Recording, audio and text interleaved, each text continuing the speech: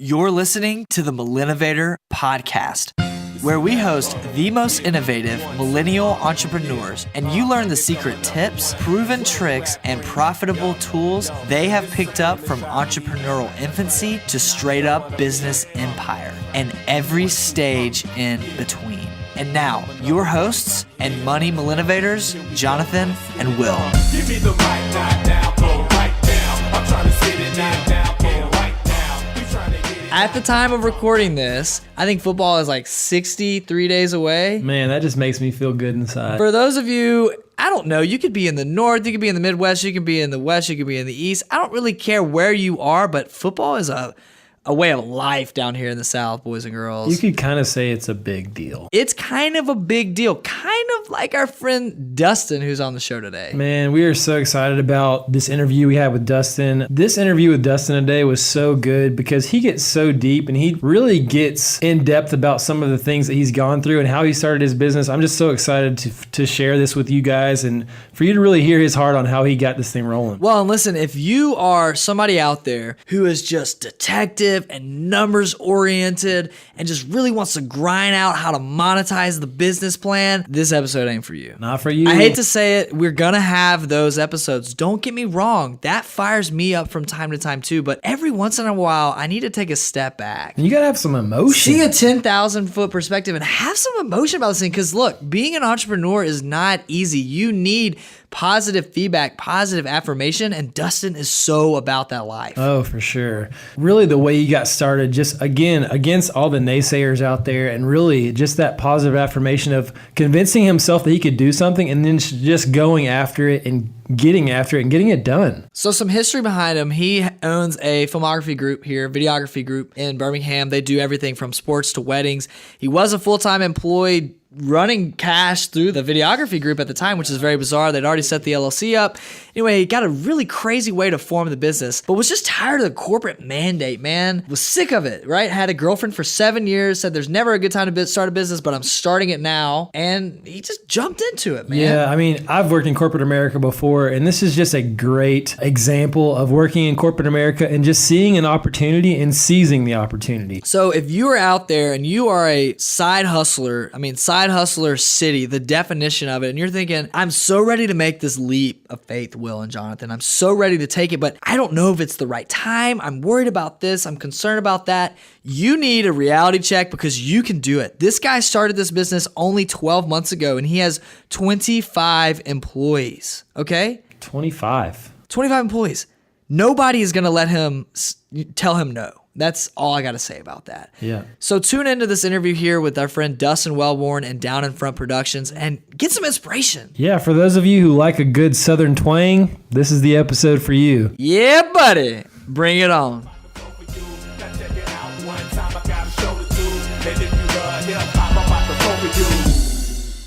Welcome to the show, man. It's pretty cool to have Dustin in here and feature a little bit about what you're doing and where you've been and really, truly how you turn that part-time side hustle into a real full-time blown deal. It's been a journey, and it's a journey every day. But you know, it's always something different. It's always something new, and that's the cool thing about what I get to do. So, yeah, I'm excited. That's Millennovator in action right there. And it rhymed too, which was awesome. I do what I can. So that's another side hustle I got going. It's rapping. So yeah, That's a freelance thing. yeah. So tell us a little bit more about Down in Front Productions, right? What do you do? Who do you focus on? All that kind of stuff. I mean, obviously, we're a videography company here in Birmingham. Our three big areas that we focus on are sports, weddings, and business videos. So, I mean, we're helping people from, Division I colleges to people who just got engaged and are getting married to business owners to people that just want to make a social media video. I mean, all kinds of things like that. So it's all over the place, although we kind of say we're focused in those three areas, but it's always something different. I mean, no two weddings are alike. A basketball game and a wedding are certainly not alike, but they both have their fun and their high points and certainly their challenges that come along with those. I think for the most part, that is what we do, but I'm sure I've missed some pieces, but I certainly don't do it alone, but that is what we do. So you said sporting, right? A lot of our listeners will know this, but you did work for a university here in town for a little while, and I'll let you tell that story shortly. But how did you kind of say, was sporting the first kind of niche that you were in, and how was that? How did you find that?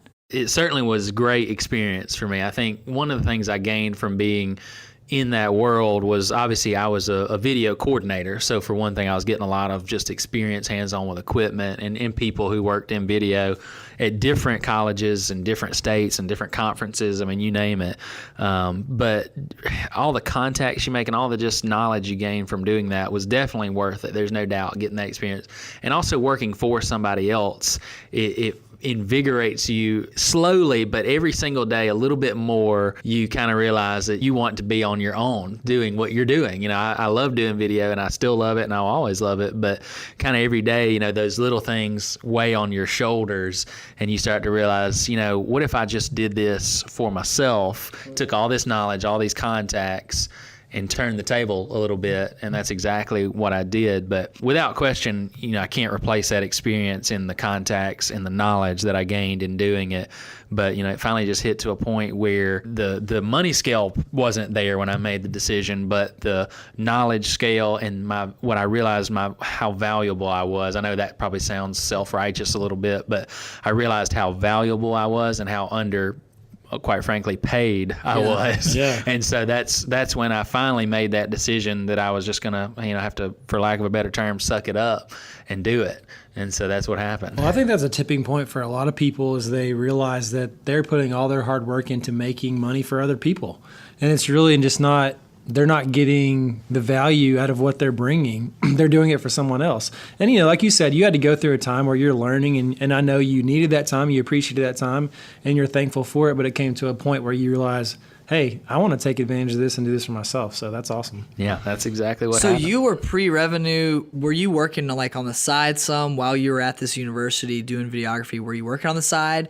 Were you funneling that money through an LLC? Was it like, hey, here's some cash to shoot this video? How did that kind of work out? I will say we were definitely not pre-revenue. We did have revenue at the time when I made the decision to make the jump, but we didn't have a lot. I mean, I think, you know, because it's not just me, and it never really was. It was always at least, you know, a handful of people that were kind of involved with the business. But I think when I made the jump, I think the year that I made the jump, we might have grossed, you know, like $50,000, which, you know, for one person, that's not bad. Sure, But, as a side hustle. Yeah, Right. for one person, that's not bad.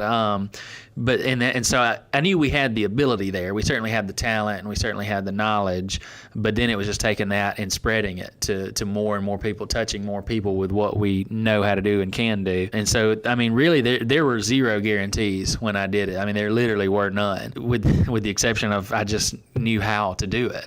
That's it. I was just literally laying on my own talent and hoping that would help. And certainly had a support team as well that I was able to maintain and still have, obviously. But there were definitely doubters. There were plenty of doubters. But I will say, you know, one of my biggest proponents was probably my dad, which I actually thought when I told him he was going to be like, wow, you're leaving a job where you get benefits, you're making, you know, I think at that time it was like $47,500. I think they had just bumped us up. So I was getting benefits full time, you know, but I was working more than full time, and I thought he was going to be like, this is silly, why are you doing this? And he wasn't like that. So that one helped solidify, you know, the decision I had made. That's awesome. You know, in my head once he kind of supported me and kind of agreed with what I was saying. So, yeah, just little things added up, and it certainly wasn't a money motivated decision, I guess, if that's what you're asking. You just felt more comfortable because you had the knowledge. Yes. Well, and Jonathan and I had a conversation earlier in the week with someone who mentioned that, you know, they're not afraid of a risk, right? And for you and for myself and for Jonathan, when you're starting something new, whether you're putting massive amounts of resources and time or massive amounts of money into it, you don't really see that as a huge risk. You're like, I'm doing this. No one is stopping me. You want to tell me that I'm not going to do this? I'm going to show you that I'm going to do this. Well, you have the confidence too. Right. And I feel like there's so many Millennovators out there who they're not going to start, they're not going to go grow hops when they don't know anything anything about that industry, or they're not going to go and repair cars. They don't know anything. They're doing something that they've had experience in, and they've slaved away for someone else for 3-4 years. How many years did you do that? Well, they have a passion for it. And have a passion for this and know that they can do it better than anyone that's done it, right? You're very confident that your team can produce a wedding video better than anyone else here. That's true. And you do it, right? Definitely in this room. No. but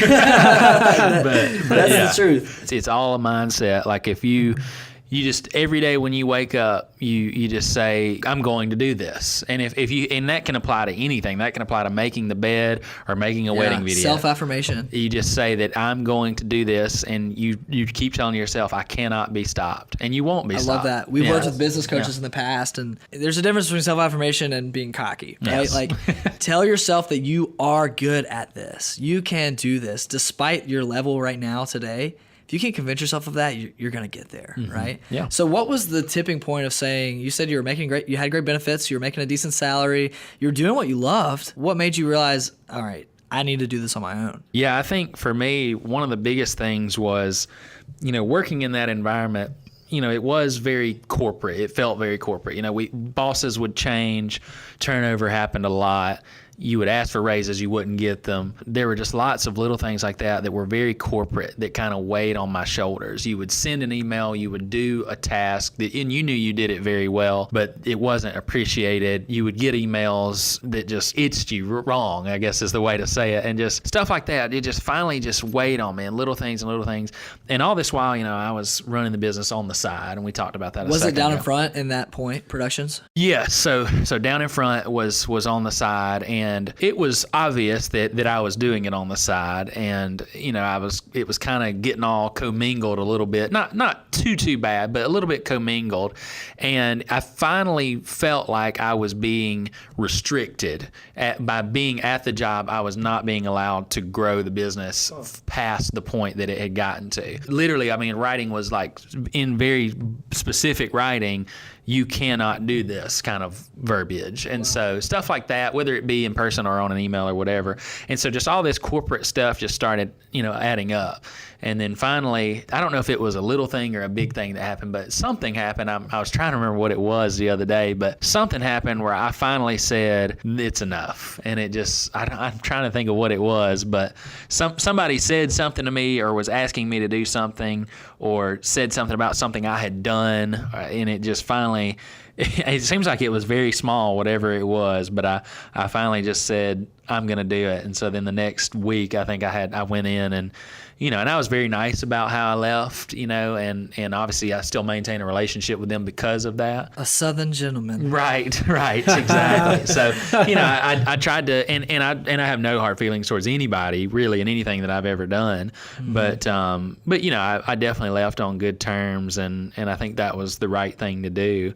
Not that there was anything bad at all really going on, but you had to spread the wings. I did. Yeah. I did. And so, and it was very hard because I was very loyal to the place that I was working, and there were a whole lot of reasons to stay, multi-generational reasons to stay. It was just time to help more people. Ultimately, when you really think about it, it was just kind of my growth. Finally, it just kind of said to me that I need to get bigger. I need to be able to help more people. And I was stuck, quite frankly, wasting my time, not truly wasting my time, but I was in a sense, because I was being bogged down by tasks that weren't really truly helping more people. And that's what it kind of, eventually that sat on my shoulders enough that I was able to push through and realize that that's what was happening.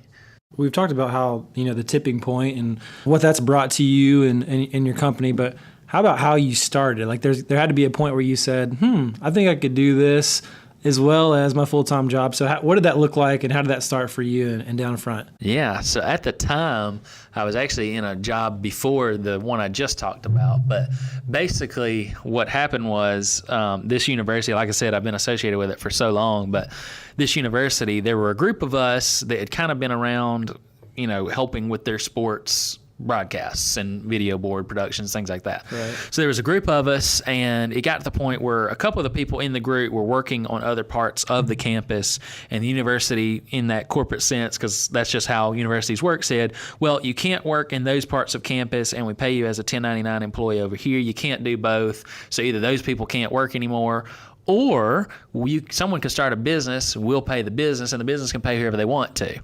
So that was opportunity to just knock on So your it door. was. And at first, I got that email from the guy that was kind of in charge at the university at that point. It said, hey, here's a possible solution to how we can work around. It was literally called a workaround, quite frankly.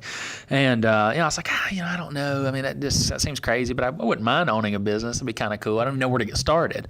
And luckily, my brother is an attorney, and that's kind of what he does all day. He's an estate planning and business attorney, so he actually makes LLCs all day long. Must have great connections. Yeah, so that was big time. But so finally, we were sitting there one day and kind of realized that this needed to happen. And there was this other, if you want to call it rival company, I don't know that you would, but they actually created highlight videos for the university. And their name was Row 27 Productions. We were sitting there, and I was like, well, if they're Row 27, why don't we just be Down in Front Productions? I love that. And ahead of them. Yeah, it's exactly. great. And I think they've since changed their name, probably not because I of had what we no did. idea of that story. Yeah, and so nobody came up with a better idea. So that's what we went with. We went with Down in Front Productions, just despite their name. And they're like out west. They're not like in Alabama or anything like that. And like I said, I think they've changed their name since then. But so we went with that, and then called my brother, and he helped us do the LLC formation. And then a buddy of mine wanted to be involved in the ownership, and he did that. And so the two of us went in, and like I said, got the LLC, got the operating agreement. I went to the courthouse, paid the whatever it is, $85. It might have been less than It's like that. $100. Something like that. And then I Yeah. think the next week we went and opened a bank account, and we actually worked part-time for the minor league baseball team in town. So he took one of his checks. I took one of mine. I think at first we might have had $150 in our business bank account when we first opened it up. And it literally was, we were doing basketball, football, soccer, whatever sporting events the university had. We would send them an invoice for the people that worked the game. It was just one invoice that said, here's the things we did. They would write us a check, and it would literally just a pass through. And then we were just paying the people. So really, we weren't making any money at all. Yeah, it was just siphoning it through your account. It was just running through the account. I mean, there was a little bit. And that was step but- one of your frustration, I'm sure. After Yeah. quite some time, you're like, this Right. is absurd. Seeing this money go, Yeah. come and go, It come was- and go, come and go. It was interesting, but it kind of gave us that sense, we can do this. There Yeah, is a need for for sure. this. We can raise capital. We obviously have some skills. We got a group of people that have some skills, and that's just kind of where it started. And so ever since then, yeah, just one thing has led to another. But that's the story. So I'm curious awesome. because you mentioned, we've talked about your work life and how you hit a tipping point on that.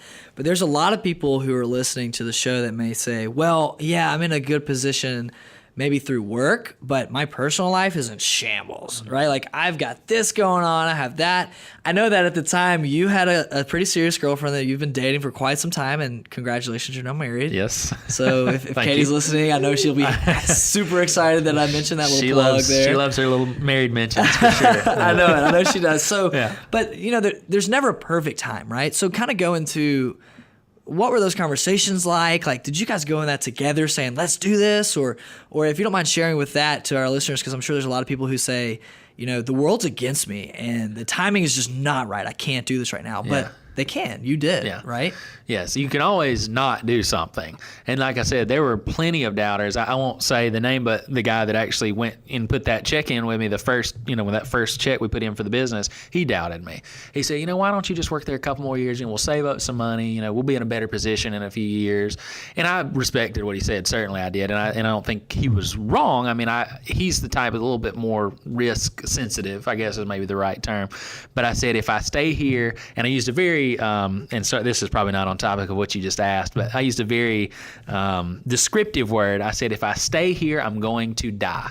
And I know that sounds very Shakespeare. abrasive. Yeah, it does. I said that. I said, if I stay here, I'm going to die. And I think what you could maybe relate that to is my spirit was going to die. Like Yeah, you for sure. you get so much weight on your shoulders, and you lose the will to desire wake up to and do it, dream yeah. and to move forward and grow bigger and do more. You lose the will to do People those say things. corporates where creative dies, right? They are. Yeah. And so that's what was happening to me, and it never got better. I kept saying, well, maybe we'll get a new boss, and I get a raise or whatever, and I can kind of just eat it and chew it. Yeah. So I said those words, and then once that happened, then I made the decision. But back to your question, I think, where you were saying the personal life and things, and how did that motivate me? So yeah, I think at that time, let's see, this was back last year, because this just happened within the last year that I made that decision, obviously. And now you've got how many employees, by the way? We've got roughly 25, and we're working on adding some interns. That's awesome. That's Yeah. amazing. Sorry, Yeah. I cut into that, but I just needed people to know that Yeah. change can happen in 12 months. It can. No, it can happen very quickly. It happened a lot faster. Not necessarily. Well, I say that it happened a lot faster than I think, but not really, because if you're really doing it all out as hard as you can, and you'll give up sleep and you want success as bad as you want to breathe, you will grow. Like there's a story, it's a YouTube video actually, and I won't tell the whole thing, but basically there was this guru, and there was this kid that said, hey, I want to be rich, I want to be successful, how do I do that? And the guru said, if you want to be successful, meet me on the beach at 4 a.m. He said, well, I just want to be successful. Well, how do you do it? How do you say, if you want to be successful, meet me at the beach at 4 a.m. And the kid was like, well, this is crazy. This old man's crazy. So he showed up in a suit, like all dressed up, to meet this guru out on the beach. And so the guru gets out there and he says, come on out into the water with me. So the kid's like, man, this old man's crazy. So he should have obviously first of all worn swimming trunks and not a suit to the beach. But so he's calling him out in the water, and he keeps saying, come a little farther, come a little farther. And so he's just about, right up to his nose with the water. And he's like, hey, you're crazy, man. Like, what are we doing out here? And so then the guru holds his head underwater, and holds him under there until he's about to pass out. And just before the kid is about to pass out, he lets him back up. And, the kid's wheezing, gasping, just trying to get some air. He goes, when you were underwater, what was the one thing you thought about? And obviously he said, I just wanted to get some air, obviously. And so he said, when you want to be successful, as bad as you want to breathe, you will be successful. So that's the kind of mindset you have to have. If that's all you think about, and that's like your beeline, like I will do this, you won't be stopped. I know we said that earlier. And so that's kind of how I've positioned myself too, is that's all you think about. So you can do it very quickly, but that has to be in your like, you have to see it every day. You have to see it every day. And so that's been that. But again, not to sidetrack, back to your question of the personal life. So we'd probably been dating for about 7 years, if you want to call that dating at that point. Finally, I made that decision to make the jump full time. Katie was probably my biggest proponent.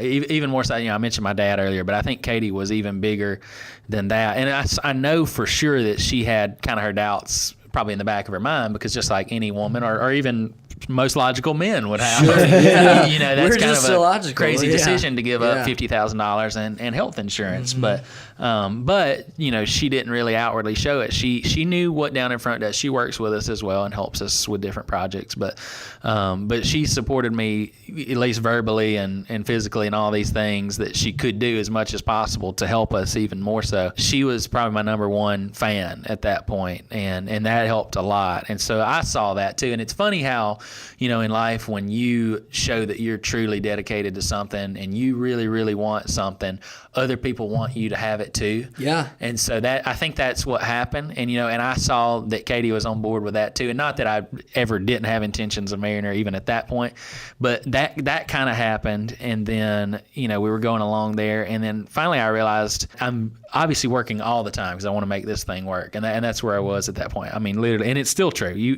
As an entrepreneur, one of my decisions was, I really want some freedom.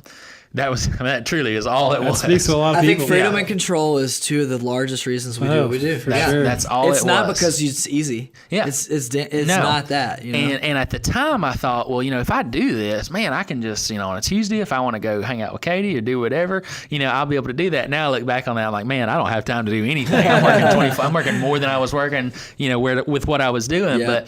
But at the time, when I made that decision and a few months had passed, I was like, I finally have the freedom, the control. I get to do what I want to do every day.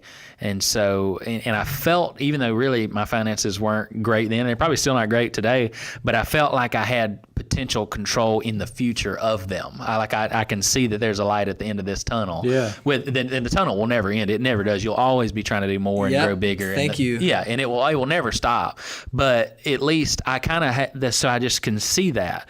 And every single day, I just felt better and better about, I was kind of coming on the other side of the axis here, whatever you want to call it, but I could kind of see that. And so I finally just made that decision that, I wanted her on my team for good. And that's really what it boiled down to. And I made the decision like one day, and I think the next week, I think I had already given her the rings. it was like that quick, when that light bulb goes off and you realize you've taken control of your life, and you suddenly, you just feel so much more freedom and so much more flexibility.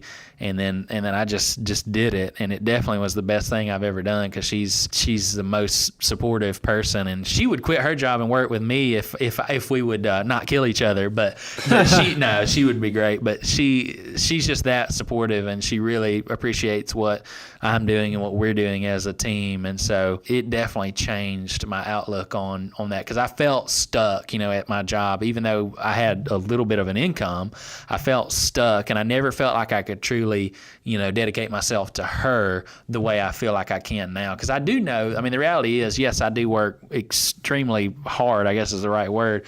But I do know that now that I have control, if I want to spend a day with Katie, or if I want to take a weekend and do that, I can do that, and nobody can tell me I can't do that. That was a big deal for me, is just because I probably would work and not take a vacation. That's just me. I just would. But it's not even that. It's just that someone else isn't telling me that I can't do something. Yeah, and I think that results in so much more happiness. Yes, it does. At home or while you're away. Yes. Just knowing that you're in control. 100%. And that's one thing, I've seen we've interviewed a lot of Millennovators on the show, and there's a couple of different similarities, and I keep adding to this list of similarities, so forgive me. One of them is thinking in abundance. Yeah. But the second is control, and being able to control your outcome. And when I say control your outcome, I don't mean like, I have to know exactly where my income is going to come from next month, because we are all very far from that, right? Our income is sporadic. It's all over the place. Yeah. You're always hustling to pick up new tasks and new jobs. Always. And no matter how large your business or your company is, it will always be that way, whether it's in spending hundreds of millions in product development or joining a networking group locally, right? Yeah. You're always going to be doing that. But the fact that you're in control, it just brings such peace and happiness to an entrepreneur's heart. Well, yeah, if you make you can't monetize that. Yeah. If you make a decision, and ultimately that's the decision.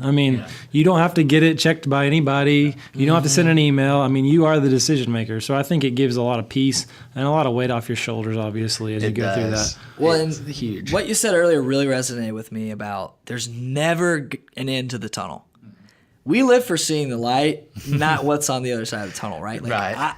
We elongate that tunnel as much as possible. So you're always going to have this obstacle. How are you going to overcome it? You're always going to have that one. How are you going to overcome it? So, you've been in business now full-time with employees for about a year. Down in Front Productions has been an LLC for longer than that. Yes, it has. Yeah. But you have been that as your full-time hustle for Just about a year. Yeah. So what are some of the bigger milestones? I know you said you've got 25 employees now. That's more than 2 employees a month if you're averaging that out, right? That's a lot. Yeah. I know that you've specifically niched in the summer times and really throughout the year in weddings. Yeah. What are some of the biggest things that you've faced, and how have you overcome those? Because like you said, the tunnel doesn't end, right? No, it doesn't. Man, there's a list of obstacles. So you just tell me how many you want me to tell you about. But how about the employee side? That's something I'm not paying employees. Yeah, that's something that we don't really know about, and a lot of people moving forward they're going to be unknown. That is the unknown. You shift from that side hustle to a full-time hustle, and with it comes more demand, and with it comes you needing help, right? Yeah. So what did you look for in your first few employees? Obviously a good relationship, I think, was the first thing. Like I said earlier, working at the university gave me the opportunity to make some great contacts. And so that's where they came from. Certainly I have my business partner who really his primary function, because he's actually still a nurse here in town, actually a night nurse. So he lives in a completely different world than the rest of us do. I know. He's an owl. That's rough, man. I don't know how he does it. But his primary function, because you can do this at any time of day, is payroll and management of that side of things. So making sure everybody gets paid, and that's obviously a very, very big deal. And so that helps a ton, because that's kind of off my plate. Certainly there's some oversight that I have there, but it's not a lot. Those first couple people, I've got Jennifer, who's the director of operations, is her title. I was just looking for a very wholesome person that, we knew we were starting to do a lot of weddings. And so I needed somebody who was kind of in that age of life, where that's something that you think about is weddings and things like that.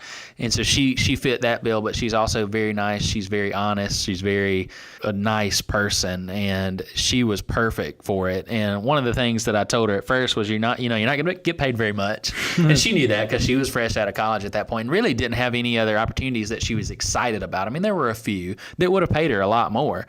And I told her that. I said, look, the minute you find something that is full-time pay and you're ready to do it, just do it. Abundance. And I told her that. I said, just do it. But she always kind of was like, well, no, I really want to see this through. This is something I like, what you have going here. And she knew about it because we had that relationship prior to her working for us. But so she was kind of the very first employee, if you will, because we needed somebody, because the reality is I am organized. Like, my house is clean, my desk is clean, my bed is made, I vacuum all the time, I clean everything. But when it comes to my email and You're clean. Yeah, I'm clean. But I don't organize my CRM, if you will. Like, You that's don't not, have a I don't block enjoy schedule that. with color codes. I don't enjoy that at all. So her thing was literally, her first job was, all of our clients are in my email inbox. If you could go through here and put them in find us a CRM, number one, find a one. So she did that, put them in the CRM, and then organize it so that, because in the very beginning, it literally was, the wedding schedule was in my head. And I can still call it out today, but literally I would go, I know we got a wedding July 16th, we got another one, and I would just call out the dates and call out the names of the people, and that's where the schedule was. And that worked fine, but that wasn't going to be a model that we could replicate. Exactly. So, You're not going to scale in the No, head. As can't. Smart as you are, Dustin, Yeah. as large as your brain capacity is. It wasn't going to work forever. So she took and organized all that. And it's funny, and I was trying to tell Zach this too, because Zach's my business partner. He's kind of the more risk, oriented. Like he risk isn't really his game as much. But he was like, we got to pay her and do all this stuff. And I was like, it'll be worth it. Every decision we've made, I've said it will be worth it. And even if he didn't believe me, luckily I'm batting close to 1,000 still for the most part. But anyways, if you look at the numbers, I mean, it truly made a huge difference when she went through and organized, started being the communicator with the brides, taking in those requests, things of that nature. And it just changed the whole game to have somebody doing that. Because then I was able, and I told her this, I said, I want to be able to focus more on selling and spreading the word about what we're doing. And I still am trying to do more of that every day and trying to get out of different tasks that I'm still doing, but that's just part of it. So she was the first one. And if you want me to go through the other 24, I will, but no. And then the second truly employee that we had was a guy that is a pretty good editor with video, and I obviously had a relationship with him before as well, and he was just somebody that I really felt like I could groom him into being me, so to speak. Not exactly me. I mean, nobody wants to do that, but just somebody that could fill some of those roles, and he's been great. So he was kind of the second one.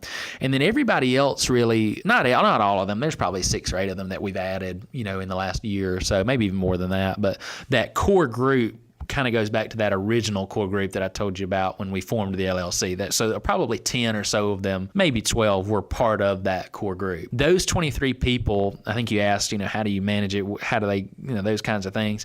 They're technically, by definition, contract employees. So they're 1099 people. Right. Now, certainly we still have to manage them and schedule them and pay them and tell them what to do and tell them what to wear and tell them when to be. And so Jennifer kind of helps with all that too. But that helps us a lot and helps them a lot, because for them, this is something they really like to do. And that's always my number one requirement for anybody that we hire is I want you to love to be here with what we're doing. So I want you to love being at a basketball game. I want you to love being at a wedding.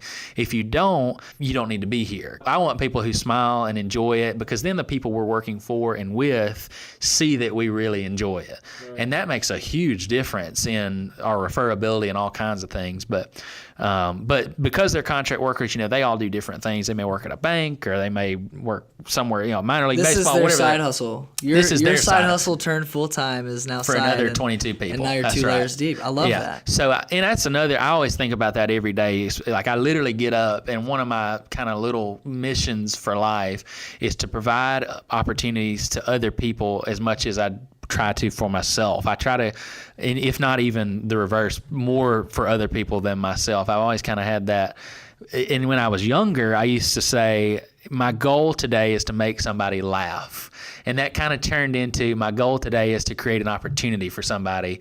And in a way, you make somebody smile when you do that. And so it's kind of evolved from me just being a goofy teenager and just trying to make somebody laugh, into now I get up and I say, and I still do that, but I get up and I say, I want to make somebody have an opportunity and feel like they've advanced themselves in life. And so for those 22 people, and it's more every so often we add more, but that is what it is. And I hope more and more of them will kind of be absorbed into more full-time roles, because we're getting there. So it sounds to me, your gist, and a lot of people who are founders of companies are hiring people like themselves, similar to themselves, in that they could take over pieces. Because as an entrepreneur and as a founder of a company, at one point you're doing every single role, right? I mean, you've seen those commercials where the guy's packing up boxes in his garage and he's like, hello, this is so-and-so. Yeah, I need to speak to somebody in sales. And he's like, well, 1 second. And he hangs up the phone and he's like, hello, this is me in sales. It's true. It's true. But so you're wearing all the hats, Right. but you need someone who can take over this role in operations and customer service and making Yes. somebody happy. And then you need somebody who can take over this role in videography. And then you can do what you really love, Right. which is meeting people and selling your brand and your services That's and right. making people smile. Yes. Because nobody can take that away from you. Right. Right? That's right. Yeah, that's true. That's exactly. And so we're still working towards that, obviously, to get me in just that role. And I don't know if I'll ever 100% just do that. But yeah, every day you're trying to create those other opportunities for others to build up the company so that you can spread your brand more and spread what you do to more people. No doubt about it. So, Dustin, first of all, man, this is awesome. Thank you so much for being on the show with us. Sure. As you know, our primary goal is to teach Millennovators in our community across the country ways to start businesses in a more efficient manner, right? So if you had just one piece of advice for a novice Millennovator who's listening, someone who was like yourself a year ago, was working a job, just quit, was becoming a full-time, hustler, as we call them, what would that advice be for them? Well, I kind of go back to what I said earlier. That's a big question for sure, because I know there's probably a ton of, obviously, your listeners and even more people that you guys are trying to reach that want to do that. The number one piece of advice, it sounds like this would be a person that made the decision. First of all, congratulations on that, because that is the biggest, largest hurdle you will ever start for anything you ever do in life. The biggest hurdle you will ever get over is to say you're going to do it. That's it. That's the biggest one. That's the tallest mountain you'll climb. Once you get over that one, there are still tall mountains, but they are not that tall. That one is huge because there's so many people on that mountain who are telling you to turn back around and go back down. Yeah. Well, also, you got to convince your biggest critic, which is yourself. It is. And you're at the top of it. Exactly. Yeah. Yelling down at yourself not to go up. And so you're 100% right. And so if once you've gotten over that hill, that's huge. And then from that point, you've got to be laser focused on what you want to do. And so I would say even before you go over the mountain, you better know what you want to do. You got to have that in the back of your head, whether it's I want to dominate this market, or I want to reach these people, or I want to help these people, or I want to change the way this is done, or I want to make this more efficient. Whatever it is, find it, do something you love. Number one, do something you really, really love, and then do it better than anybody else does it.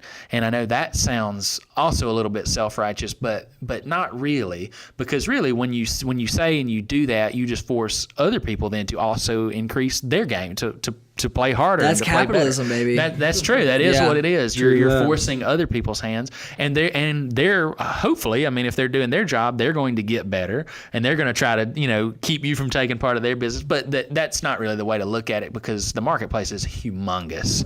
You look at different areas of things you can do in life, and you're like, gosh, wedding videos. There's only so many of those that happen. How do we break into that?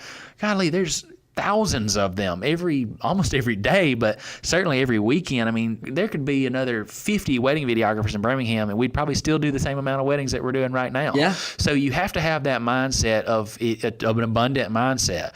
And if you have that, and then you know what you want to accomplish, so pick a goal, say, I'm going to do this, and then you make that decision that you're going to do it, and then go all out. I mean, you got to literally stay up till 2 a.m. and then get up at 3 a.m., whatever it is, and then go all out. So, I mean, certainly you can go to bed at 2 and wake up at 3, and that's part of it, but then you really got to go all out, and you got to want it more than you want to breathe, and then nobody's going to stop you. And then surround yourself with people who pick up the slack of the things that you're not good at or that you don't enjoy, because that's certainly part of it too, because there's parts of it that sometimes I'm, man, this isn't the part that I enjoy, but at the beginning, you just got to say, I want to do this more than I want to breathe. And then that's when you're going to be successful, because, I mean, there is nothing else at that point. That is who you are, and that's the decision you've made. And another thing that motivates you is like, I'm not going to be a failure in front of these people, in front of my wife and my dad, who said I could do it and that they trusted my decision. You are motivated very highly at that point. And so you're willing to take no pay, no time off, working 22 hours a day, just taking a nap in between days, and then you just figure it out. You hit an obstacle, you don't know what you're going to do, you figure it out, you go around it, you go through it, you go over it, you do whatever it takes, you find a way to win. And that's always something, every day when I run into an obstacle, that's a thing I always say to myself too, is find a way to win. And so I think this was a long time ago, but a football player told me that 1 week before a game. I was like, how do y'all think you're going to do? And he's like, look, we just got to find a way to win. And so that's always stuck with me ever since he said that, is you find a way to win. So whether it's gaining prospects or clients, or how to edit this video better, or how to get more employees, or how to better train your employees, learn, research, get better yourself, and find a way to win. And I think that's really, if you have that mindset, you're never going to quit, and you're never going to not be successful. One thing you said, Dustin, that I think is super important for a lot of our listeners is the vision. I think it's one thing to jump out there and really know what you want to do, but to have the vision and to have the goal mindset of, this is what I want to accomplish. I mean, I know for me personally, I've been involved in things in the past where I'm a vision person. So if I don't have vision, I struggle very hard. So I've been a part of some businesses where there really wasn't any vision, and I've been super frustrated, because if you don't know where you're going, it's hard to get there. I mean, wind up somewhere else. That seems super simple, but Yeah. it really is. I mean, if you don't know where you're going, you really are just running blind. So you can jump out there, and you have to do that at some point. And like you told us your story, but if you didn't have the vision, then you were just jumping out there blind. So I think that's a huge part of that, and I appreciate you telling that. Yeah. Dustin, man, we commend you for being here. Both of us, seriously, thank you for taking some time out of your Yeah, for sure. crazy 22-hour days to commit to us. So for those listeners out there that want to find you, want to find Down in Front Productions, where can they find you? You guys on social? I hope you are. Tell me some more about it. Yeah, we're always on social. I mean, one of the good advantages to be in the video world is we literally just post our own work on social media to show people what we do, and so that's kind of a huge advantage for us. But yeah, we're on Facebook, Twitter, Instagram. Obviously, we have a website. I think that a lot of people, that's how we get our clients, is through our website. But just to learn more about us and see some of our work, so it's DIFP, so the first letter of Down in Front Productions, DIFP, and then it's the shorthand word of Birmingham, so BHAM.com. And then our social media is just at DIFPBHAM. And so in either of those places, you can find, wedding videos, business videos, sports things that we're doing. And we're all about, partnering with other Birmingham businesses and showcasing them. And that's always been part of our mission too, is to kind of, with the talents and abilities that we have, we love the opportunity to showcase something else in Birmingham that's trying to hopefully do similar things to us, but even better things than us. And that's something that motivates us. So our social media and website are kind of covered with that kind of language, is we want to showcase other great parts of Birmingham and even surrounding communities. So go check them out. They fly drones. They do all sorts of crazy stabilizer stuff. Oh yeah, It's freaking awesome. Not only are you a business owner and an entrepreneur, but you get to fly a drone sometimes for your job. That's pretty cool. It's like playing a video game every day. So Dustin, man, again, we appreciate you being here, and thanks a ton for sharing that message. Hopefully somebody out there is inspired to quit that ding-dang full-time job. I hope so. Turn that side hustle into a full-time hustle because, man, I commend you. You've done an awesome job doing it.